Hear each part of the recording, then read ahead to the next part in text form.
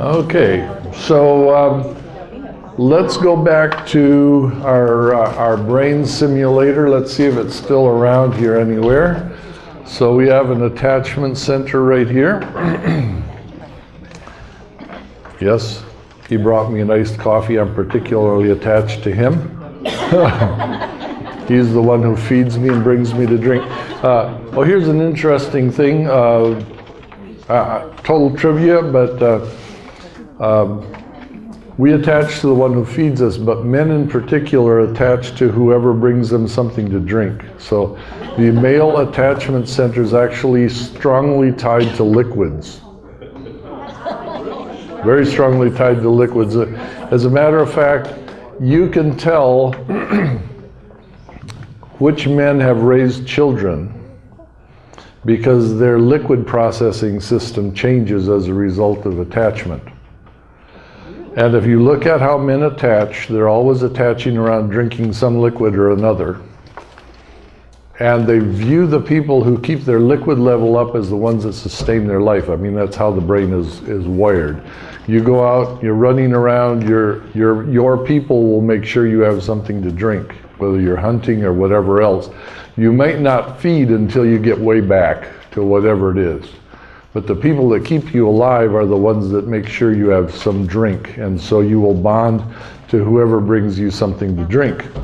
So this is very central to the mechanism in men. Now the problem is we can't scan you to find out whether you have raised a child or not. We actually have to take a few slides out of your brain. So we have to take your brain out and make slides, stain it. But from that perspective, I'll pass on that. You'll pass. It's actually possible to tell whether men have raised children, and the chemical behind that is the vasopressin. So if some of you are familiar with it, the vasopressin system is changed dramatically by attachment. Now women tend to, excuse me, women's attachment tends to form around oxytocin, which is actually vasopressin, oxytocin are very related systems within the brain. And oxytocin is the thing that starts labor. It's also a thing that triggers the milk letdown reflex. So when women have oxytocin, among other things, you provide liquid for your babies. And so wouldn't be too surprised that for men who don't have that response, receiving liquids is tied to vasopressin system and function. So all of this, there's some pretty central kind of biology related around it. But the interesting point, and my wife always wants me to make this point to people, and that is that when women talk to each other, it creates oxytocin. So women bond with each other by processing experiences over and over. The more time they process it, the more oxytocin it generates. So the idea of just talking about stuff is bonding producing for women. For men, running a processing thing over creates cortisol, the stress hormone. So the more times we have to talk about this, the more stressed I become. And in fact, there's one theory that the difference in lifespan between men and women is determined by this processing time. As the women are talking things through, they're decreasing their husband's lifespan while increasing their own.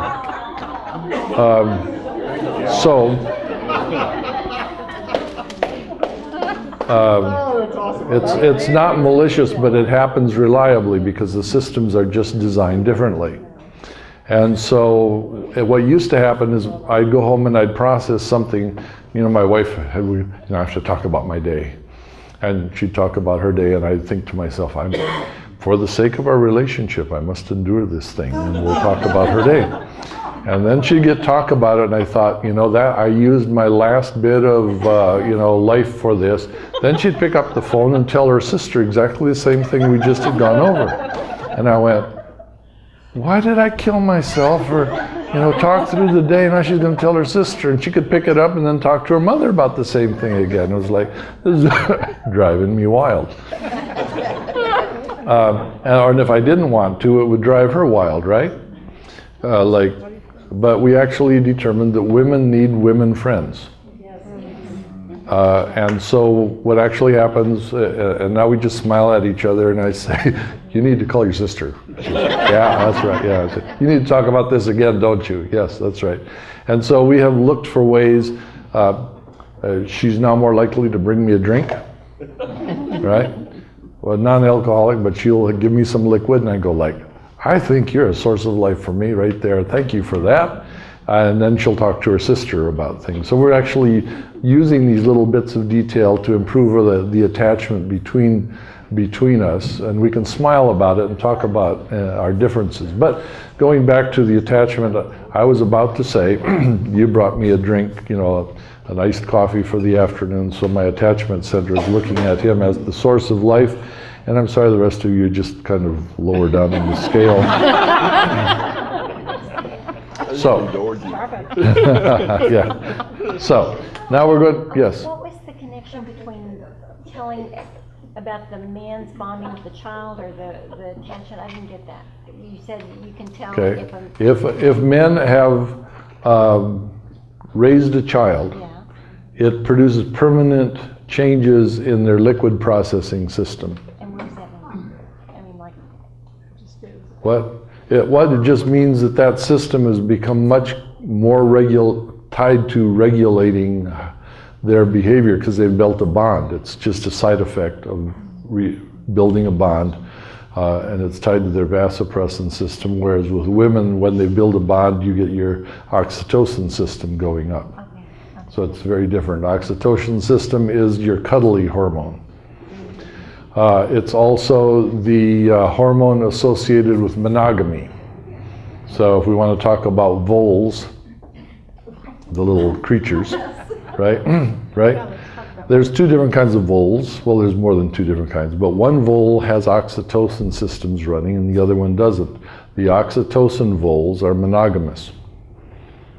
The non-oxytocin voles are polygamous, or actually opportunist. They will just any vole will do. Right. Yeah, I don't want to be a non-oxytocin vole right there, you see. So they've actually been studied very carefully, trying to figure out what's behind monogamy. But the point is, in addition, animals can smell oxytocin. So if you're creating bonding, and men and women both create oxytocin. Men like cuddly, women like cuddly. It's just that women bond around cuddly a lot more, and men bond around, give me something to drink, and then we'll cuddle, as opposed to the other way around, right? So we're getting back to this brain. I'm wandering all over the woods again, aren't I? So here's the brain. It says, something's important to me. This is personally relevant. You go over here at level 2 and you have 3 opinions again, which are? Good, bad, and scary. If you have one of those opinions and you're not PTSD, it goes to level 3 and you decide what? Pass it on. How it feels is what you're looking at, but the real important function that happens at level 3 is can this be shared with other people? And this is what we mean by mutual mind. If I'm feeling this, will someone other understand and want to share my experience with me? That's mutual mind. And if I'm very good at that, what would Siegel call that? Mindsight, exactly right. Or when this system is on and running, humming very nicely, the general condition of the brain is called?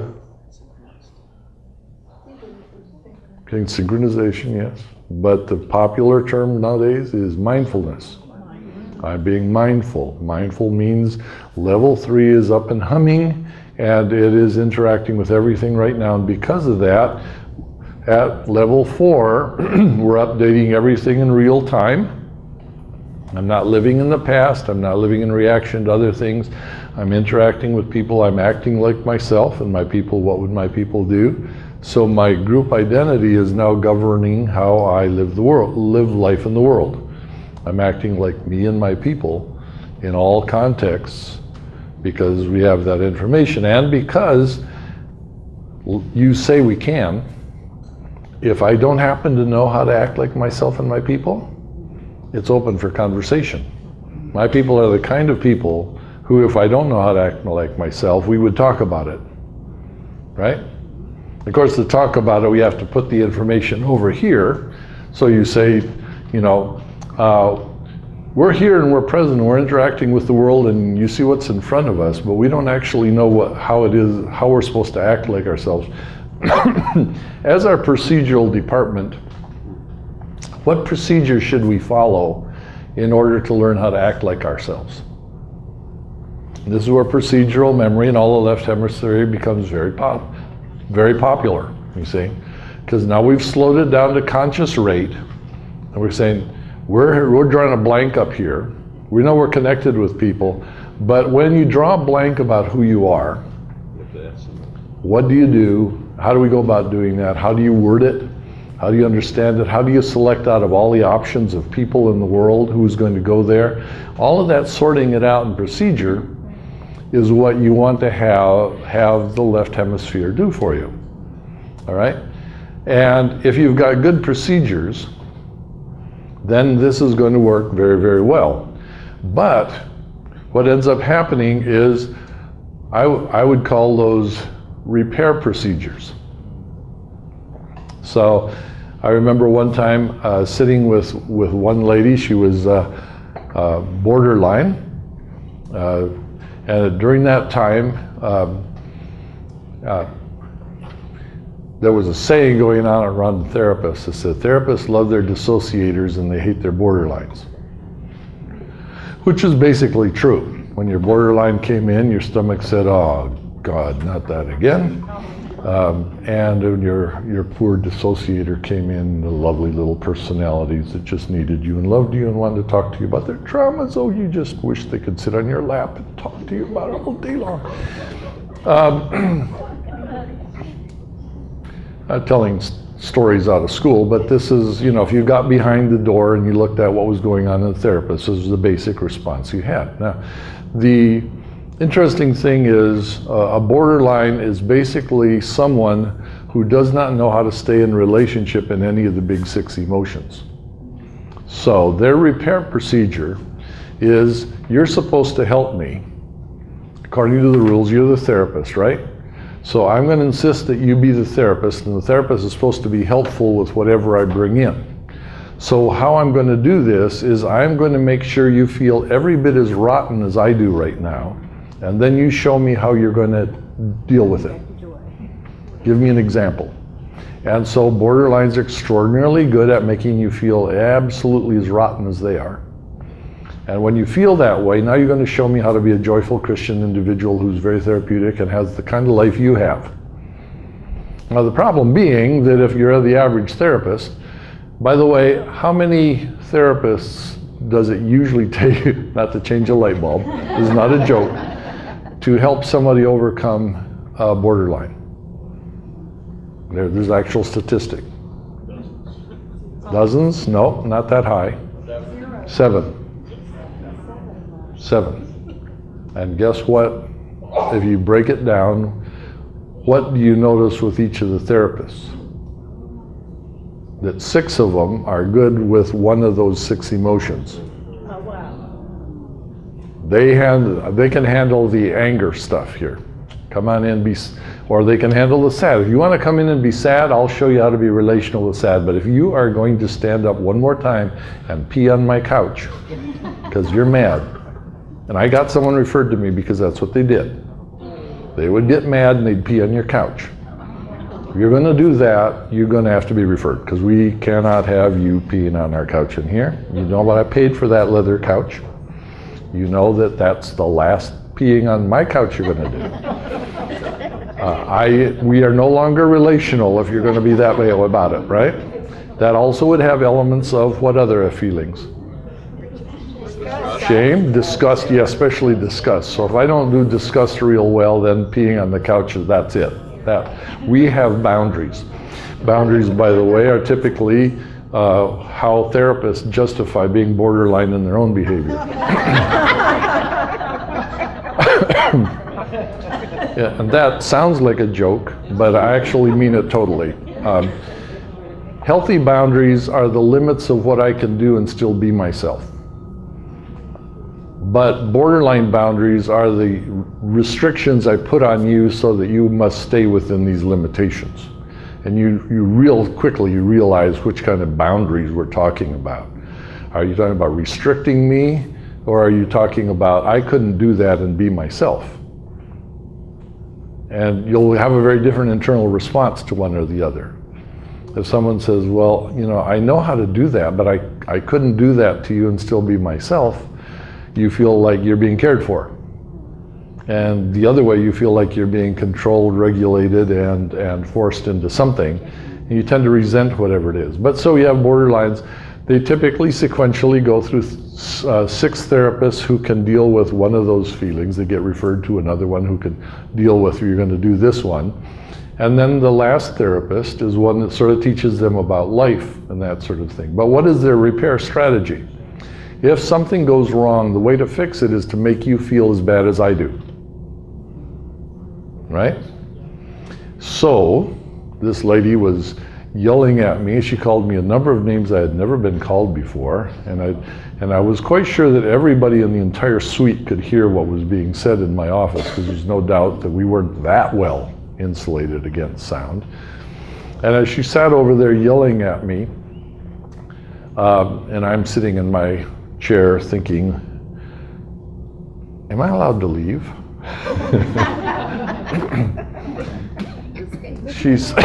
She suddenly stopped, and level 5 over here said to me, don't you realize that when I yell at this way, I want you to come over here and comfort me?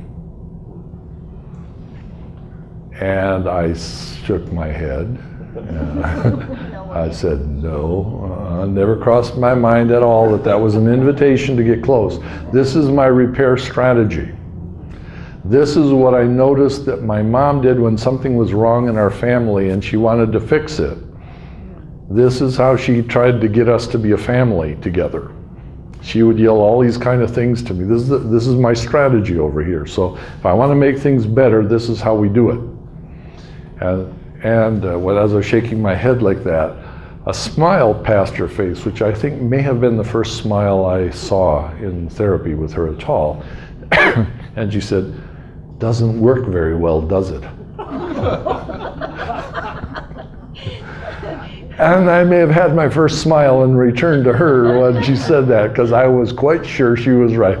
No, this is not the repair strategy we want. So, all of that lecture to say now, when you've passed the problem over here, you're going to look at the repair strategies you know, and a lot of the repair strategies are things like, well, if I cut myself, if I drink till where I don't remember, if I, you know, whatever it is, these are the ways that you fix what are often called therapeutic ruptures, right? You're familiar with that from the psychoanalytic object relations people. They talk about ruptures.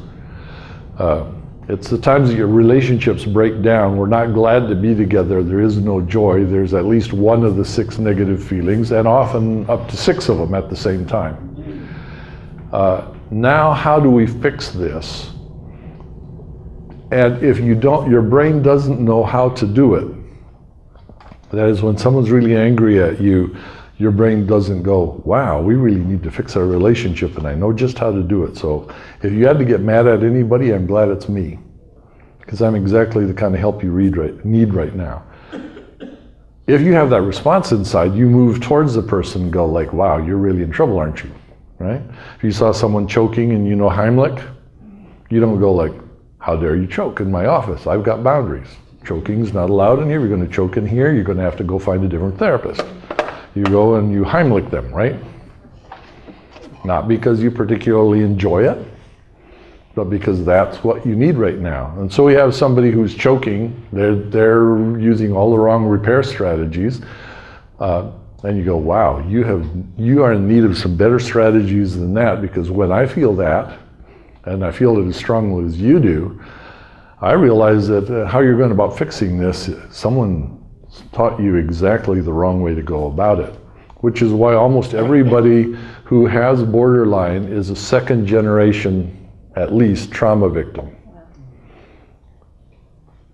So what you might have is third and fourth and fifth generation trauma victims. So it might be more than that, but you almost never get borderline without at least 2 generations of trauma back to back. So now you've not only got the trauma, but you've got a wrong repair strategy with it. And if you've got the emotions from trauma and a completely non-workable repair strategy, you now have produced borderline. Now, just to make that one step farther, if you can handle all of the emotions except shame, then you have what we call narcissism. Narcissism is someone who becomes borderline when they hit shame, but they do the other emotions all right. So if the only one that really sets you into borderline behavior is shame, we call that narcissism. Now you can't shame me, we can't produce an emotional interaction where you're not glad to be with me. At all times you must act like I'm good, and it's not so much good, but you always have to act like you're glad to be with me, because if not, my reaction is going to trigger some repair strategies that are going to make sure that you feel worse than I feel. So this repair strategy is, if anyone makes me feel shame, I am going to be sure that they end up with the problem, not me. And if anyone's going to hurt around me, it's going to be you that's going to hurt and not me. Now that repair strategy, every time I implement it, what's that going to do to my relational network? It's going to get smaller, yeah, and it's going to continue to contain only those who will agree with me, that will work together to avoid shame. Because that's, we have no bridge. So the best I can do to be part of this network, which has all these other benefits, but is to avoid shame within that network. Once you have a bridge that says, you know what, we can feel shame and use that to improve our relationship, suddenly I don't even need your repair strategy. I can bypass it. Now, if you have somebody who has an entire social network that supports their narcissistic strategy, what will be able to happen is that since they will turn predator on you and their entire group will support them, they will have no reason whatsoever to stop being narcissists, because they always have support and they always have hostages. And in fact, if you won't do it, I'm going to hurt him or her. There's always a hostage, and the support network will always say, well, we can't have them be hurt. So we'll have to back the repair strategy. This is how you fix things, is by making sure that the narcissist doesn't go off, right? Can't upset your mother. This is another version of that. The whole group happens. So what inevitably happens why you can't get narcissists to change is because the group will end up supporting the narcissist repair strategy, which is you better avoid getting them upset, right? And while that's in place, no one player can avoid being eaten alive when they're the target. And so it's impossible for any one player, including a therapist one-on-one, to intervene in this strategy, because you actually have to change the group's strategy, not the individual strategy. Our group has to deal with this problem differently. We have to say, around here, our people just don't do that. We don't eat people. We don't jump on people. Our people do not. What we actually do is we love our enemies. So that person looks like an enemy to you. They're doing these things. This is exactly when our people act loving. And what you just did to totally humiliate them, N'est pas possible. We cannot do that. It's not us. Aquí no se hace. Whatever language you've got for your people, we don't do that around here. That's just not the kind of people we are. So we're going to have to go back, and you know what? We're going to have Jesus' presence here, because he's going to have to talk to you about who he meant you to be. Oh, you don't want to admit to him that you did anything wrong? Because did you do anything wrong? No, not up here. So now we're back to our diagram. During post-traumatic stress, the part of the brain that's most disconnected, most desynchronized, is the left prefrontal cortex. And now, in other words, the people who explain things are the people who are most out of touch after PTSD. And if your brain is in trauma mode or shutdown mode, and trauma mode is exactly the same always, it's blocked at level 3, right? Level 2 is raising Cain. Level 3 is off. So, however you get to this, whether it happened to be, we talk about type A and type B trauma within the model. Did I get here because I didn't build enough joy, which would be the absence of necessary good things, so my brain is just weak when it hits this moment? Or did I get here because something bad happened that just overloaded me? It doesn't matter really to the function. My brain is shut down either way. So the end result is I'm now acting like a PTSD brain during this moment in time. Can I go back on the PTSD checklist and say, here's something bad enough to have caused PTSD in 90% of the human population? And is that being triggered in your mind and running through, and you'll go, no. I don't see anything on here that's bad enough to upset 90% of the world's population, and it's not flashing back, it's not running through your mind. So according to the checklist, you don't have it. But according to the way your brain is running, it's running like somebody in a post-traumatic stress would. And the last people to know anything about it, up here, the most disconnected part, is the part that explains what's going on and gives you the procedure to make it better. So, Paul Simon had this one song. He said, well, when something goes wrong, I'm the first to admit it and the last one to know. Yeah. Some of you may be old enough to remember that song. And that's, I think, how I would describe this section of the brain right here. If they saw it, they'd be the first to admit it, but they're the last one to know it. So from their perspective, now whatever's going wrong is caused by whatever's in front of me. Having no other information, they instantly know that within a third of a second. And now whatever strategy you have for solving this problem is going to be implemented. And you probably learned that from people with really bad procedures, right? Because no one that you knew could handle this feeling, this kind of experience, at least not in a way that my people would like. They're usually a way that my people would work like crazy to avoid. But now that's going to be the way that you fix. I'm going to make sure that all of you get so upset that you're never going to do this one again. And that should fix it. Now I've shared my internal state with you, and you're going to remember that. And if you need a booster shot from time to time to remember just how bad you could feel if you cross this boundary again, I will. It's how many times do I have to yell at you? Why do you only do what I want you to do and I have to raise my voice? Why do I have to be this unpleasant with you? You know, have you ever heard that happening in Kmart or Target or grocery store or something like that? Over and over, it's like I'm going to have to give you another dose of how unpleasant this feels so that you can learn to avoid this, and that's how I'll repair a relationship. The only problem is that that booster shot inevitably drifts away because our brain is trying not to feel that any longer than we possibly have to.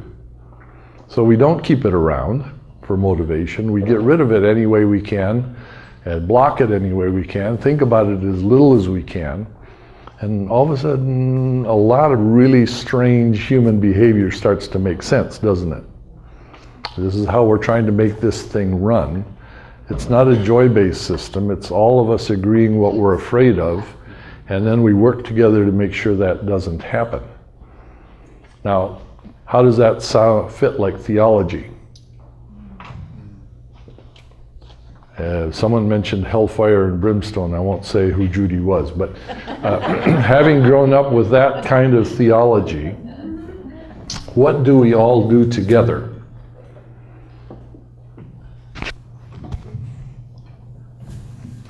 We work to make sure we don't make God mad, right? We don't do anything that's going to upset him. And if we can keep from upsetting him, then we should all act like Christians. Right?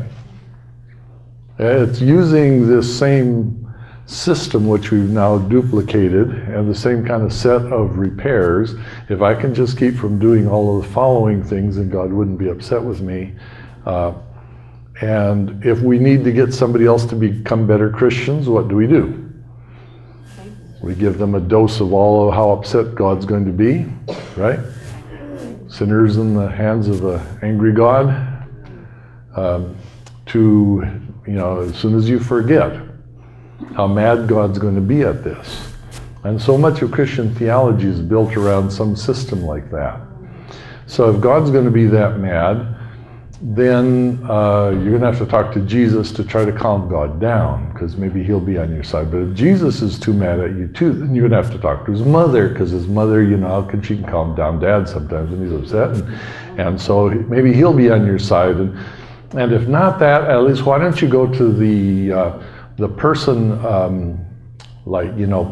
Peter always used to get in that kind of trouble, and so he would understand you and he could relate to you. At least you'd be on the par with him, and he could talk to Jesus' mother, and then she could talk to Jesus, and then she could calm down God, and we could work something out here. And so the theology gets worked out this way, trying to find somebody who would understand and share the feeling with us, so that at least some part of God's kingdom could be present with us when we feel this badly and be a resource to us. And then all of a sudden it makes a lot of sense how you get the theologies that grow up around that. And we're sort of shortcutting all of that by saying, you know what, Jesus is so bonded to you that no matter what you're feeling right now, it actually won't disconnect him from you. So, but what it will do, it'll effectively if you hit anything that shuts down level 3, right? You will no longer be aware he's with you.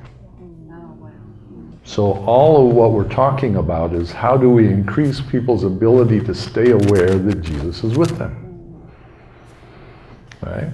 And now we're talking again, we're back to the basic strategies. And that is, we can do that by building a better set of memories around God being with us. Starting with the easiest times. Let's think of the time in your life that you felt most connected with God. What were your best experiences with him? It's really interesting to me, since I'm a bit of an experimenter, I run around the world and I'm willing to ask anybody, atheist, theist, other religion, pagan, whatever it is, to remember a time. I don't even ask them if they believe it, because believing is over here, the experience is over here. It says, remember a time when you knew that God was with you. And I have really yet to get anybody other than career Christians who couldn't remember it.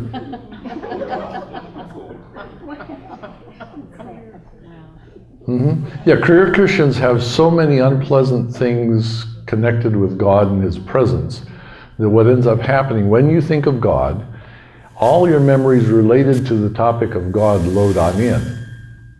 So if you've got all these unpleasant things all the time that said God's trying to teach you patience, God's trying to do this, God's trying to reveal whatever's, everything that's in that file loads into level 2. And is God good?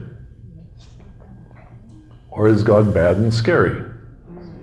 I mean, we wouldn't be caught dead saying that God's bad, right? But does he feel bad to us? Well, well, one of us is bad.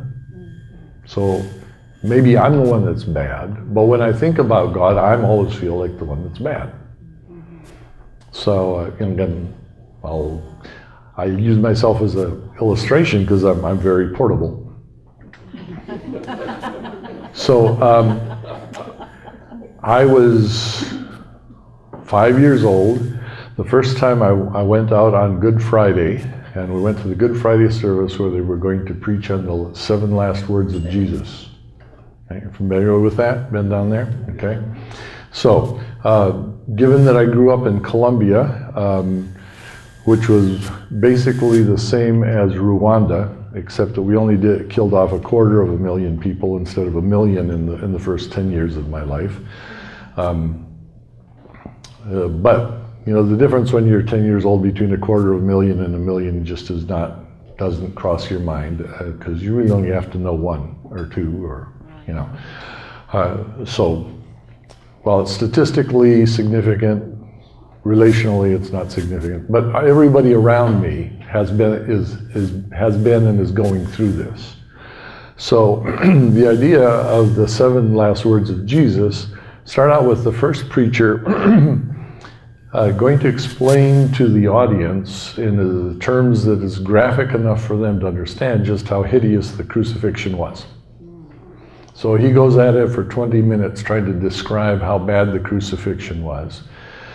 Ends up with the words of Jesus, and then he points to the audience and said, "And you did this to him." Then the next guy gets up, and he goes at it for 20 minutes trying to outdo the first. And he ends by saying, "And you are the one that did this to him." And this goes on for 7 people. Now, I'm 5 years old, and I'm sitting in the front, and I know that I've been told that I went to visit my grandmother, but I don't remember being there. There's pictures of it. So I know I've been there, but I don't remember it. So the fact that I was being told I did this, but I don't remember it, doesn't mean I didn't do it. And up until then, when I'd got to church that day, I thought I loved Jesus. So, level 1, does this seem personally relevant to me? Level 2, do I have an opinion about what I'm hearing? This is going to be, this is bad and scary. Yeah, I had no idea what I had done. Now I'm finding out. Level 3, is this shareable? All right, so level 4, no, nothing here? Nothing here. Level 5, you happen to have a repair strategy for being in church? Listening to sermons? Not exactly anything coherent over there. As you break it down, over there, do you know how are we going to talk about how bad church was? No, we don't. I don't think we're going to talk about how bad church was. No. Am I going to go around and talk to everybody about how bad I obviously am? No? Bad enough that probably people heard at church what I had done? Is anyone going to really want to be with me now? No. They were obviously all very upset about what I had done. See how that processes through the brain? Next time that someone says, let's go to Good Friday service, and what am I going to have a reaction about that? Yeah. All right. So you see how the brain has gone ahead and processed this entire experience incorrectly. Now, when I go to think about God and Jesus and what he did for me on the cross, what's going to load into my brain in terms of my relationship to God at this point? Bad, scary, loving and special? No loving and special, right? Well, I want to think about what Jesus has done for me. Will I want to talk to him about when I'm feeling upset? Every time you mention Jesus and what he did for me, what's going to be my internal reaction? Fear, shame. I don't want to think about this. I just feel rotten. Don't talk to me about Jesus. I was feeling bad enough till you brought him up, right? So the chances that I'm going to look at him as a resource are down to 0. not if I can avoid it, right? Now, that's one experience only. That's one afternoon, a couple hours. Now, you accumulate that for a lifespan, and what's your brain going to do when you say to somebody, oh, let's talk to God about it. Let's invite Jesus in. Let's, whatever it is. That is why career Christians who have a stack of such things, when you ask them, about God's, remember a time when God was glad to be with you, all of that stuff loads in. God, oh, yeah. What did God do for you? Yeah, no, I don't want to think about that. I have all bad feelings. Yes? Why do you, I think the way you're explaining it, my experience has been that toxic faith is one of the hardest things to overcome in helping somebody. Do you find that to be true? So the question is whether toxic faith is the hardest thing to overcome. It's one of the hardest things. I find it very good. I find several people in my congregation with it, and it's very difficult to get them to address it or be honest about it. There's so many complicated feelings. Mom and dad raised me this way. They're good people, but look what happened to me, this authoritarian, whatever, So, yeah, so I think you're calling it toxic faith. I'm breaking it down to components. Okay. So toxic faith is going to have a whole lot of memories that are mixed, have combined God with something really unpleasant, some unpleasant feeling. Right. It's going to have a whole cocktail of things that we don't talk about. It's going to have a whole set of ways that my people act about things that happen that upset us that are going to be counterproductive, and it's going to have a whole set of repair strategies which are in the area of saying, look this way and don't let them see this. So all your repair strategies actually enforce the whole pattern. And if you're upset enough, you have now created exactly the kind of wound that attracts demonic intelligence to help you explain what's going on and what's happening here. And that it's like, will a festering wound attract flies? I don't care whether or not they're in you or out you or around you, they'll be around. And they will be very helpful in explaining how this works and what so that's a nasty mess. That's a full-on infection right there that is extremely, there's no little simple just do this and the whole thing will unravel. Because you spend a whole lifetime of actually intelligently trying to create this. You weren't the intelligence behind it, but some other intelligence was behind making sure that every time we have a chance to poke this wound and get it infected farther, I'm going to do that. And if you don't have any people who are your resources to help you clean and disinfect it every time that happens, you just are going to increase it'll spiral down. So that more or less where I'm going with the whole thing. So going back to asking people who don't have that, there's no associations with God. I don't believe he exists. You've got a much cleaner slate to go in.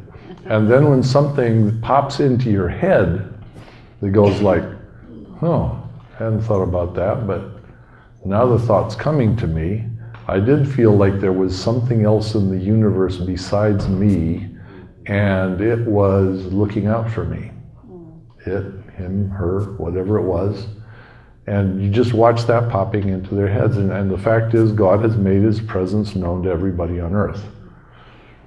They may or may not recognize it as God, but when you give them an opportunity to think about it, and that's why I just ask him, why don't you remember a time when you experienced God's presence with you. Something pops into their heads, unless they run into this boatload of toxic stuff, and they look at you with this like, well, yeah, I'm thinking of something. Look, it gives you a chance to invite God's presence in to have some other experience with them. Let's go with that. So the way I test whether it's God's presence or not is that if it is God's presence, whatever has come into their mind will have a sense of being true, and it'll make sense of what's going on in their life. So being true doesn't, when Jesus said to the woman at the well, you've spoken the truth. You don't have a husband. The man you're with now is not your husband. You've had however many was it? 7, 5, 7, 12, 5? I forgot the number.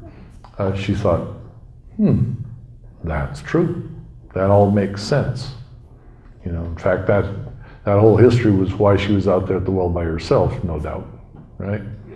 But it fit together in such a way that you felt like, I think this person has understood and known who I am. This is the sign that you look at. That's what I call peaceful in the sense of shalom. Hey, that all fits together. This unusual person in front of me knows all of these sorts of things. This all fits together in a picture that makes me think maybe I've run into a prophet, or maybe he's the one he says he is. It's sort of making sense to me.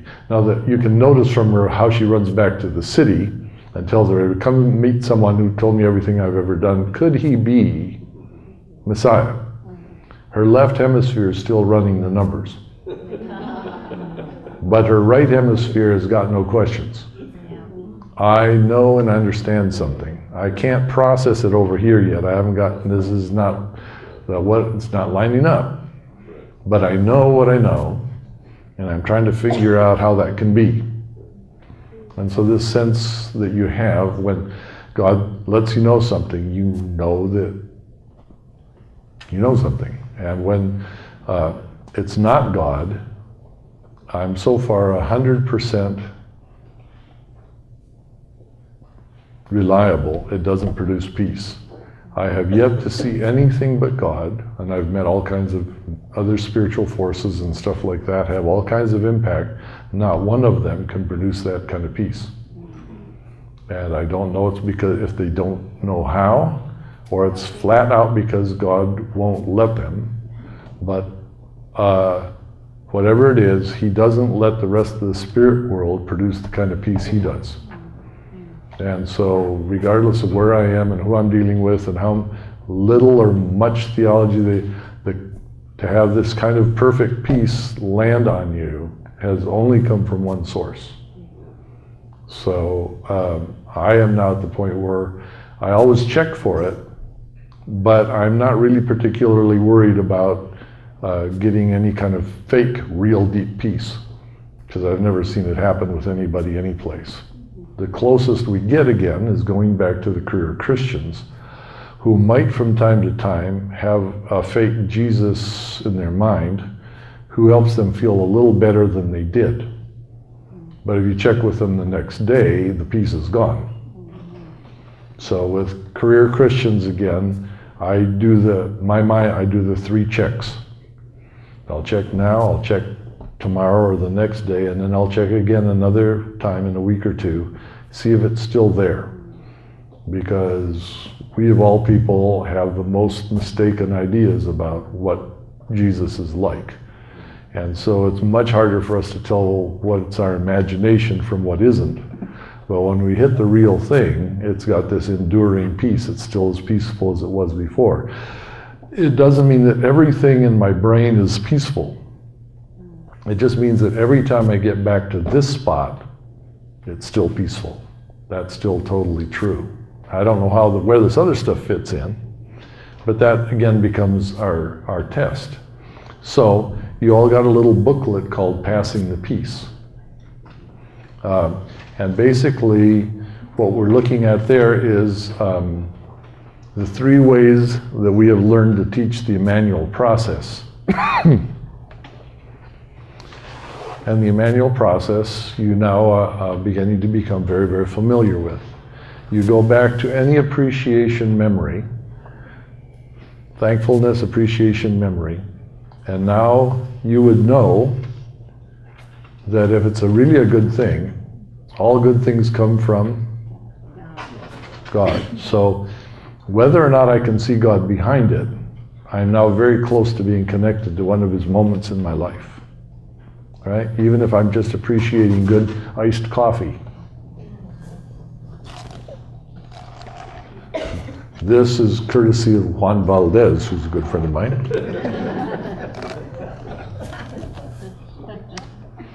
Been up to his farm. He's totally fictional, but I have been to lots of coffee farms in Colombia. But you see what I mean is behind that is God, not very, very far back.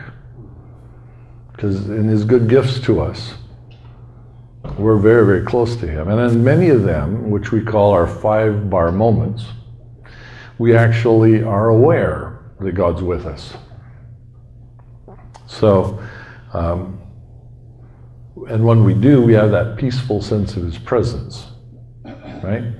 Now what we want to do as people is help others experience the peaceful presence of God. And if you are there and God's peaceful presence is in you, you realize we now have levels 1, 2, 3, 4 up and running smoothly. And we've got level 5 over here ready to observe and comment on it, because you'll be getting real information. Now anything God has to say to us, we'll have a chance to process all the way through. And if it's God and it synchronizes everything, it'll actually build stability within that system. And every time you run a stable process through the brain, it learns better how to stay stable. So the more times you run this stable process, the more white matter you lay down, the more you say, this is how I process reality. I always process reality with God's presence in it. Because God's presence is always there. You know how very often it drops out. So, okay, let's go back and we'll try to process God's presence with the times I forgot to look at him today. Now, how many times today was I not aware? These are not high trauma, are they? We're just learning the habit of processing reality so that it's more complete. Because if my brain looks back at it and goes, I don't remember God being there, how complete was my processing? It missed out at least one important element, right? Let's go back. We're not changing memories. We're making sure that they're completed. So we're not talking about creating memories that weren't there, because God always was there. It was what we're doing is expanding your awareness so that in the awareness of everything else that happened, you're also aware of God's presence and what he wanted you to know about it. So if you do that, is there any area of life that is off limits? All right. So my friend Jim DeGollier, who's now with the Lord, took this down to Ecuador, to Guayaquil, one of the poorest cities in Ecuador. And he said, I'm going to teach this to the people down there. Now, he didn't go to teach it to them as a counseling method. He went down to teach them as a way of life method. This is how we guide our life. The way we guide our life is we make sure we're always aware of what God is doing. And then if he wants you to know something or see something, then you do what he does, because that's obedience that goes with being guidance, but that's all we do. So he taught it to the youth department. So now all I want you to do is be thankful, be aware of God's presence, and then we'll just move with that, and we'll learn that whatever we're doing, we're going to stay grateful that God's presence is with us. So a lot of things can happen to you that you won't be grateful for. But there's nothing so bad in life that you wouldn't be grateful that God was there with you, is there? No, I would always be grateful. The worse it gets, in fact, the more grateful I am that God's here with me, right? So now I can be thankful in all things. Not for all things, right? In all things I'm thankful that even here, God is with me. Because this is the kind of day and the kind of place and the kind of moment, the kind of upset that it really sure is good to have God with me. And furthermore, we'll remember that any one of us could at any moment forget. So what we do as a community, our group identity, is every time we notice that someone else has forgotten that God is with us, we will help them find God again, not by rebuking them, but by going back to the last time they remember God being with them and reconnecting. Or if not the last time, one of the best times. And so we'll just practice that with each other. And you know, the interesting thing began to happen is the youth group got very excited about this, and they began listening to God. And when they would, God would say, well, here I am. Well, what do you want us to do? Well, why don't you pray for that person who's sick? And oddly enough, when God said, I want you to pray for that person who's sick, what seemed to inevitably happen? Yeah, they were healed. God said, well, you know, here's a person that's upset. I want you to pray for them. What do you suppose happened? They experienced God's presence, and it brought peace. Now, they had no idea that they were doing inner healing. They had no idea that they were doing physical healing. They didn't think of any of these things. Every once in a while, they would say, well, what did God want you to know? Well, he wants you to know that there's a demon bothering that person. Well, what should we do with that? Well, tell it to leave. What if it doesn't want to go? Well, you tell them, I said it should go. All right, fine, then, you know what? My master said you should go. What did it do? It went, yeah, it's like, wow, can you believe that? So they're running around looking at what happens when God's presence is there. And then he taught them to talk about the difference. What was it like before you experienced God's presence? And what happened? What changed when you did experience God's presence? So I would like to talk a little bit about that in Sri Lanka, but I'm not going to do it quite yet because I want to do other things. So if I start to forget about God's presence and what happened in Sri Lanka,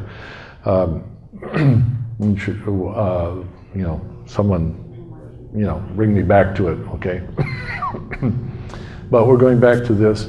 The next thing that they did when they're feeling this peaceful sense of God's presence, they would ask somebody, does that presence, does that peace like being with you? And what they discovered, and what I would like to say to you, is that peace was a presence, not a feeling. And once your mind has gone around that corner, that this peace is a presence and not a feeling, we're no longer trying to produce good feelings in ourselves. We're learning to live in the presence of the one that brings us peace. And we want to introduce other people to that presence. And what I find over and over again is that when you ask someone the question, does that presence like being with you, that the presence introduces himself. I don't tell them who the presence is. The presence tells them who they are. And so I've had an entire room full of Muslims experience the presence. The presence told them who he was. They were thankful for the peace, but they were even more excited about the presence.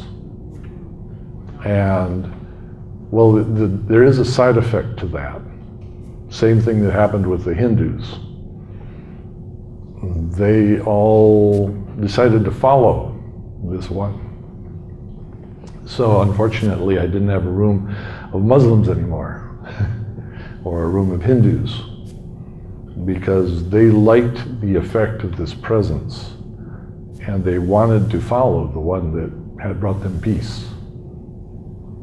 And it's been fairly consistent across the world. If you will experience the presence, it's even interesting for people who are heavily demonized, saying to them, you know, like, these demons saying they protect me, and if I get rid of them, I'll be in danger and all kinds of bad things. It's all fear mapped, right? All these awful things are going to happen if you chase me out of here. So I will say to them, you know what, you can have every one of those spirits that you want to have, but would you like to just set them aside temporarily and experience this presence? And then if you want to go back to them, you can have them all. And so, you guys stand aside, we're going to experience this presence, talk with him, ask him what you're afraid of, deal with him. Okay, now comes the time, and I'm all back. You want them back? I haven't had anybody yet who really wanted to have them all back. I had a few that have decided I want a few days. So can you kind of hold on to them over there for a few days while I think this over? And, you know, but even then, after a few days of the presence, they said, you know what, I don't want it back. He told me they've been lying to me, and here's what they've been doing. I didn't explain it to him. I mean, I knew they'd been lying to him, right? Don't we all? Right? But I didn't tell him. This presence is an active presence. It's not just a belief. And so part of what I'm trying to encourage all of us is if we're a community that helps others encounter this presence and form a relationship with it, I'm saying it, right? I don't think it's it, but I'm just using that vocabulary. Now we're actually building a new kind of people. And we're developing a new group identity because we are the people who express this presence in the world. And that's our lead characteristic. And actually, we're learning to do it so well that we can no longer tell for sure if it's us or him. And he actually doesn't care and likes it better that way, and actually so do we. Yeah, but where we're most sure that it's him is when we're doing this with our enemies. All those people that are clogging our system, you know, so our brain is loading in all this sort of stuff. But when we go back to his presence, we realize, no, that's not the peaceful part. See, when we're doing that, we realize that it actually is him making a new kind of people out of us. And by the way, people with trauma have a nice long list of enemies. So it is not incompatible with dealing with trauma. And the actual problem is that most of these people do way down at the level of their attachment center love their enemies. They're actually quite attached to their abusers. But you can't process that around without the presence and the kind of joy that he builds, so that you realize, you know, the reason I've had so much pain in my life is because I was actually born the kind of person that would love somebody even if they abused me. I'm so built for attachment that I couldn't even not attach when you were doing that to me. That's so deeply wired into my being. And the people around me are very supportive of that because they know how much it would hurt to love somebody that was intent on hurting us, right? We would not want such a person to be alone, regardless of how upset they were. We'd want to share that upset with them, wouldn't we? And we want to say, oh yeah, I'd be that upset too, because I know you're just the kind of person that would be so upset that there wouldn't even be words for how much it would bother you to love the person that was hurting you that way. And all of a sudden, an awful lot of why it hurts so bad is starting to make sense. You've become a friend of their heart. And we need people who can do that for us, or we won't learn this as we're going along. But at all levels of life, we're looking for people who can be friends of our heart. So, you know, within the life model structure, we call this understanding your main pain. You know, if you look back at your life, the things that matter to you the most are going to be the source of the main pain in your life.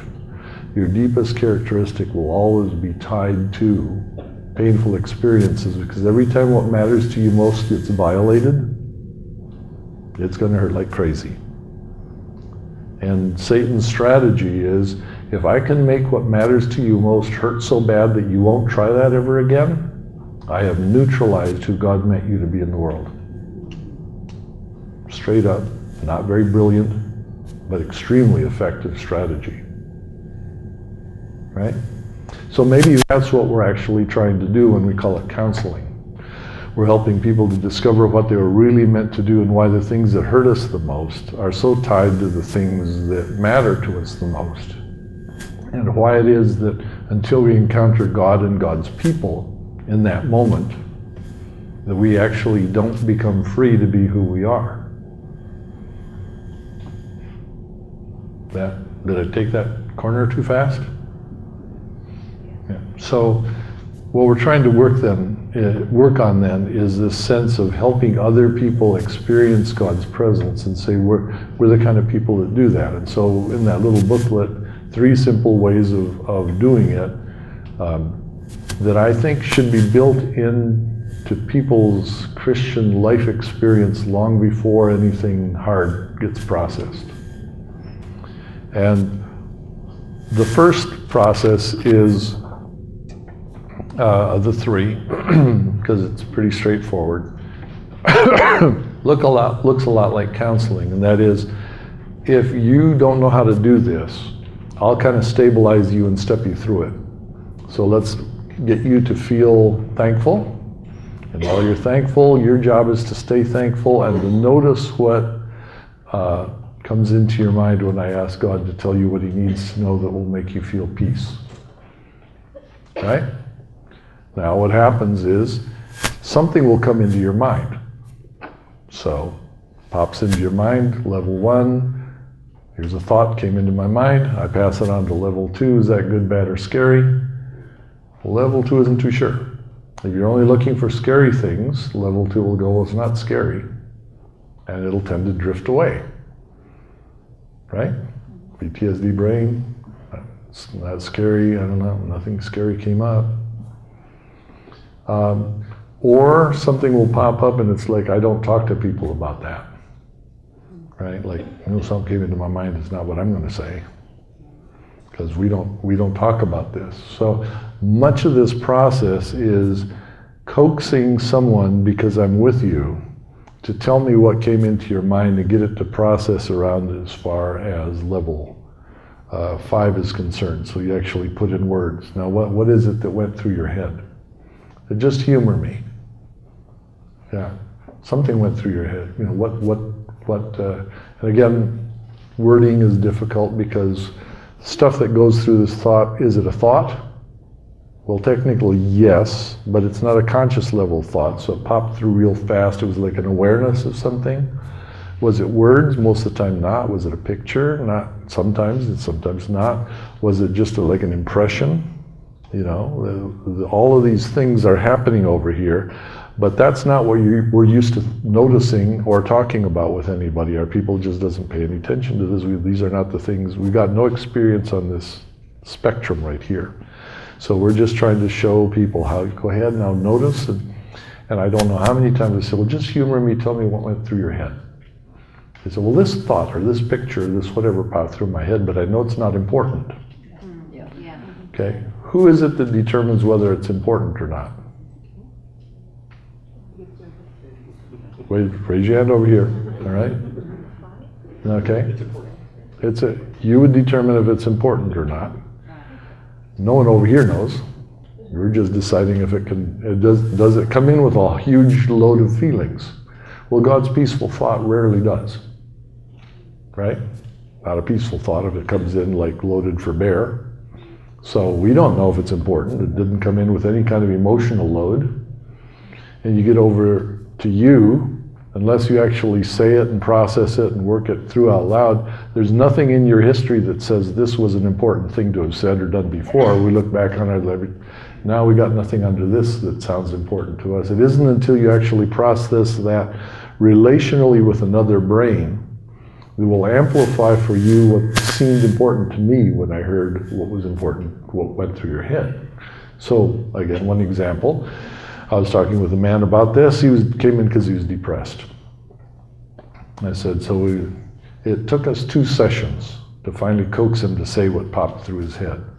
So, well, every time you've asked me that, and by now we're talking about 15 times or something like that, what always pops into my head is a picture of my dad, but I don't know why, because he died when I was a kid.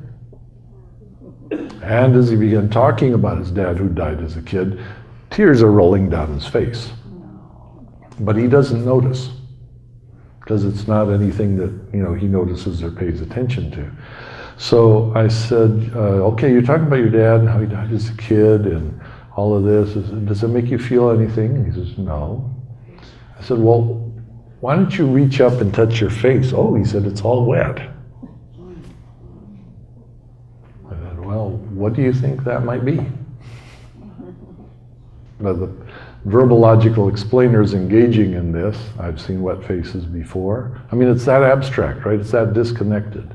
The attachment signal has long since been lost between the bottom of the brain and the top of the brain. There's no attachment signal that says I'm in attachment pain here. As far as I know, I'm feeling nothing. It was like, oh, I think I'm crying. Well, I said, do you have any idea why someone might cry? Oh, he said, well, maybe sad. Like puzzled, right? You're figuring this out real time, right? So this is very interesting to me. I said, that every time this has popped into your head, you thought about your dad who died when you were young, and so you don't have any feelings about him. But it's what seems to God puts in your mind every time. And when you feel your face, it's wet, and that could mean you're sad. Do you think this might have anything to do with why you're depressed? And of course you can figure out that the rest of that picture started coming together pretty fast from that point on out, right? But had there been no one to keep processing it through and reflect it from the outside and amplify it seemed important to me that his face was so soaked wet. But he didn't think it was important. It seemed to me as soon as he said my dad, and he died when I was little, my mind kind of went, blink. I think we're onto something here, right? You would not think anybody'd have that low an insight, would you? Right. Except that nothing about that dad's death ever got past level 3. There's nothing to process in this whole brain or experience. No one ever talked about it. My people never talked about it. He died when you were little. Why would you have any feelings? What difference would it make? This is obviously unimportant to you because you didn't really know him, did you? So you couldn't possibly matter, right? That's how my people think about it. That was very convincing. Not a person I knew thought this would ever matter to me, and so, and this is a story you could tell 1,000 times, 1,000 different ways. So this process is actually one where I just continue to help walk somebody through it until they have enough experience that they can begin to notice what's happening at each stage, and I actually notice where it gets stuck. So I notice no words are coming out this end. Here's an interesting thing. Whatever thought God wants you to know will show up in your mind, and you'll be aware of it within 5 to 6 seconds. It'll take you 5 to 6 seconds to be aware of how to put that in words. So we're now about 12 seconds in. So when I ask people, what does God want you to know? I mentally start either watching a clock or counting to 15. And by 15, they're either going to tell me or I'm going to have to ask. But either way, it's there. And so, interesting one, just because all of you therapists know about resistance and all that sort of stuff, right? So, one person says,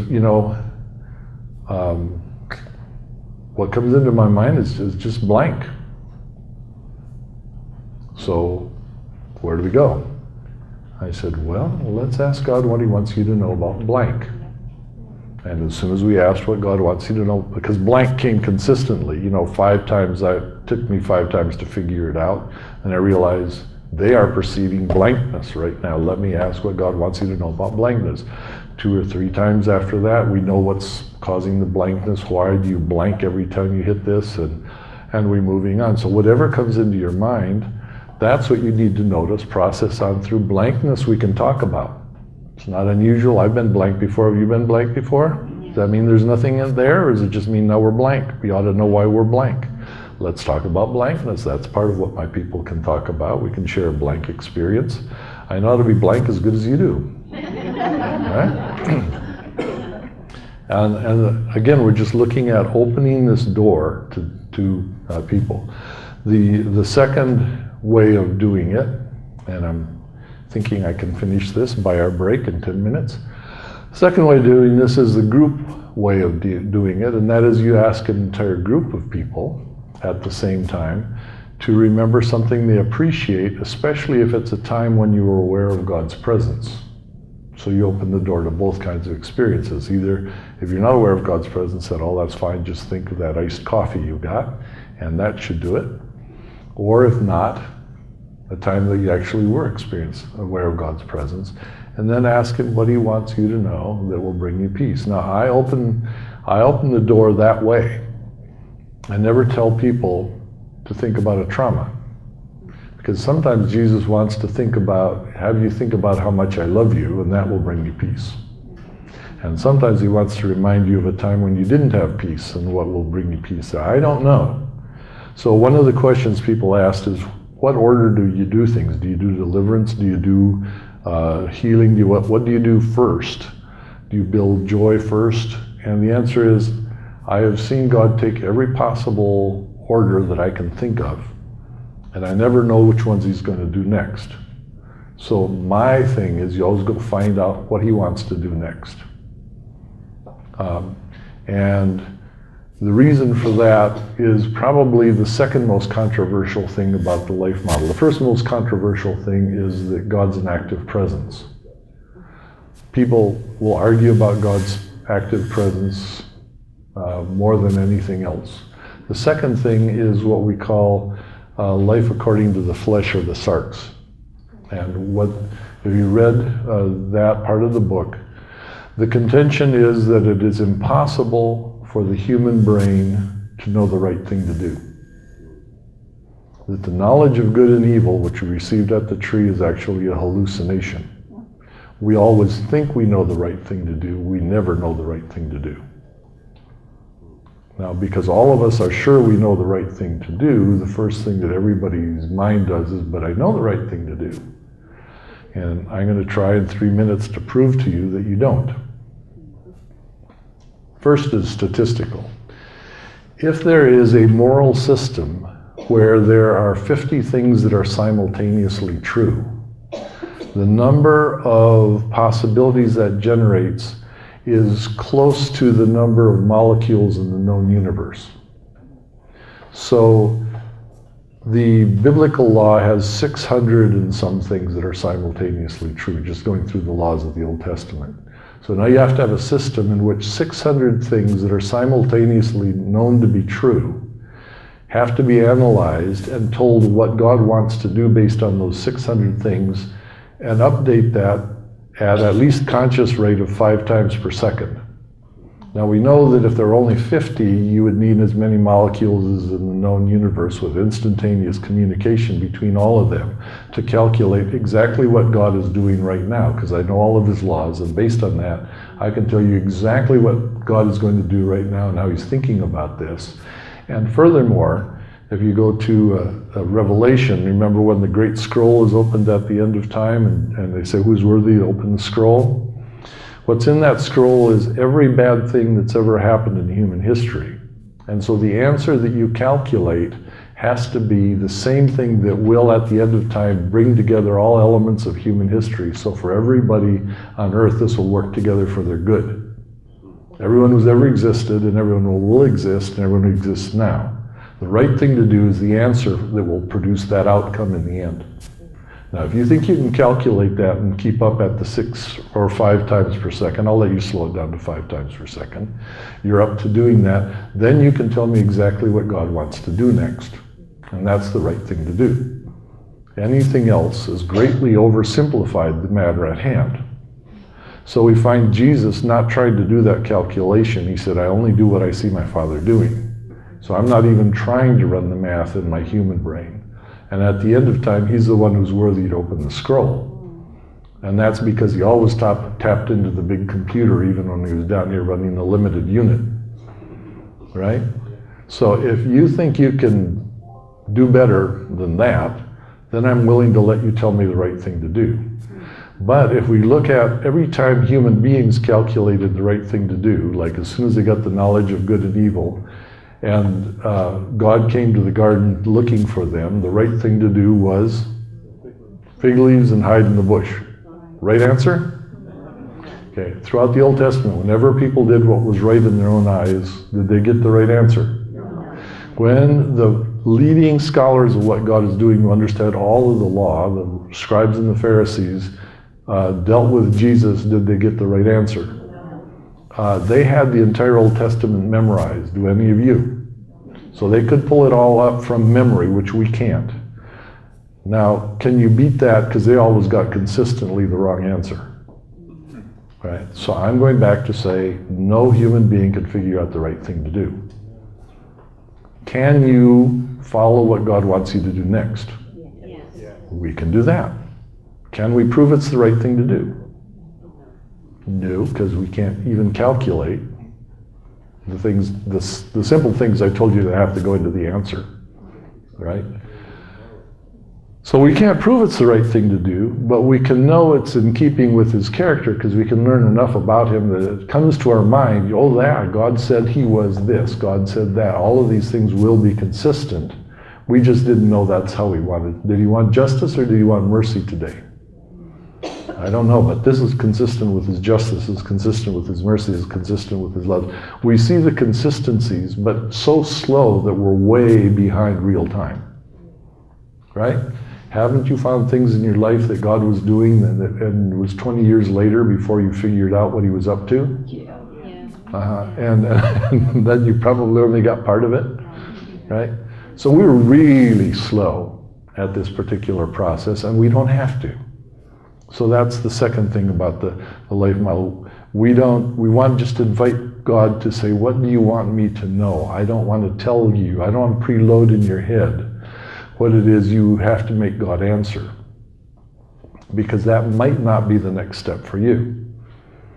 And so one of the fun things that just I'll again, from my personal experience here, as I'm learning to bring Jesus into this, I remember dealing with somebody who was, they'd had a lot of abuse in the religious arena, right? So they had a lot of what we call spiritual or religious trauma in their life. And they had a huge set of bad feelings about God. So I said, well, let's invite Jesus to be here. And they're like, no way I'm going to do that.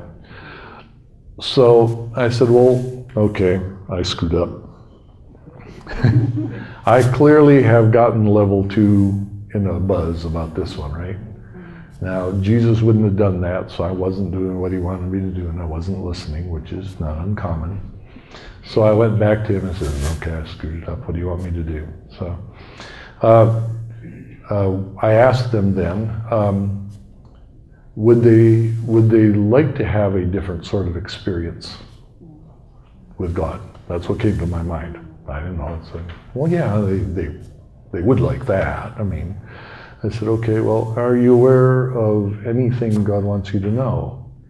And they said, well, it's like I'm sitting on Earth and Jesus is sitting on Mars, and he's given me a telescope and I'm watching him. I said, oh, very good. Okay, now Lord, so how do you want to, and I tried to make something happen. It's like, no, he's on Mars. I mean, this doesn't feel like I'm getting any progress. 2 weeks, 3 weeks, 5 weeks, 2 months later, he's on Mars. They're looking at him through the telescope. What is he doing? Absolutely nothing. I'm going, no, God doesn't do absolutely nothing. What do you mean he's doing absolutely nothing? Well, actually, to make this run a little faster, get to the analysis long before I did, what was ended up happening is that level 2 is having an ongoing experience of Jesus with absolutely nothing fearful or bad. But they're developing a connection of good. This being is always there, constantly around, has not done anything in months that would scare me in any way. So as Jesus began to move closer to them, at no point did he ever trigger level 2. Until such a point that they were actually processing lots of things together. I thought we were wasting time and I wasn't doing my guided whatever fast, because God should be doing something. We should be getting healing, right? Something should be happening. No, we're getting bonding. We're getting attachment. And the wonderful thing is I've watched Jesus move by every single level 2, whatever the set of traps were. He's found a way to get through that doesn't set off anything at level 2 that's bad or scary. If I'm not pushing the way I think he ought to go. Otherwise, I'm constantly triggering level 2 with what I think is how you talk about Jesus or whatever else. But every time I've let him do it his way, he's found some way. I remember the most interesting one for me is someone said, well, I see a beggar. And I said, oh. Yeah, they said, did you know that beggars were sacred in Babylon? And I'm like, no, I don't know. Never heard that before. I don't even know if it's true. And likewise, I don't even particularly care. Right? But in their mind, there were sacred beggars someplace in Babylon, and this was a beggar, and this was not just any old beggar, but this was something sacred. And it was harmless, because the beggars don't hurt you.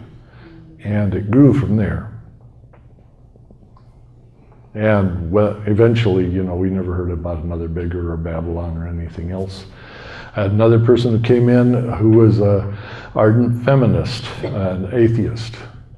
And after the first encounter with God, she came back and she said, I found a picture of God. And I said, oh, well, that's interesting, because I know that can't be right. And she pulled out a picture of an Egyptian cat goddess. Right? Going like, right? Well, now, okay, well, what does God want us to do? I decided not to engage it. And I found out that in her childhood, she had an abusive family, and everything she had learned about nurture, she'd learned from a feral cat that lived under the deck. By the next week, God was no longer a cat goddess. But I'm here to say that even if it takes going through the image in your mind of an Egyptian cat goddess to get close, he'll do that without setting off level 2. And eventually it'll become clearer to us who he really is. And if you actually want me to be honest about it, my image of who God is has gone through some pretty dramatic changes across my lifespan, even though I would call them all biblical, right? So it shouldn't be too surprising that God's clearing up the picture of who he really is in all of our minds. And whatever path he takes, as he's moving towards that, we ought to let him do it. And so this is what we're trying to do then as a group. We want to bring people in God's presence, say, what do you want them to know that will bring them peace? And then tell somebody what it is that brought you peace. Share the peace story with other people. And it doesn't matter how big the group is. Last comment about that with Uganda. Sent a team of 2 people to Uganda. We said, bring together 50 leaders, and during the day, teach them how to do this. And then at night, send them out in groups of 2 and let them deal with 50 or 100 people in Uganda. Teach them what they learned during the day. By the end of 2 or 3 days in Uganda, we had 50 people who knew how to run this Emmanuel process in groups, and we had reached somewhere over 3,000 people, almost all of whom, matter of fact, the reports are so remarkable, I still say almost all. We have no known cases of people that weren't healed of major traumas within that context, which has not got anything to do with how good the technique is. It has to do with how active God is if you give him a chance to do it. And now we left behind, essentially 50 people who know how to do this after 3 days. That, the people who experienced it are all telling others what happened when they experienced God's presence. So the third way we're going to look at after a break, I ran out of time without getting to our third way, but after the break we'll do that, and then I'll also try to tell you about Sri Lanka. So.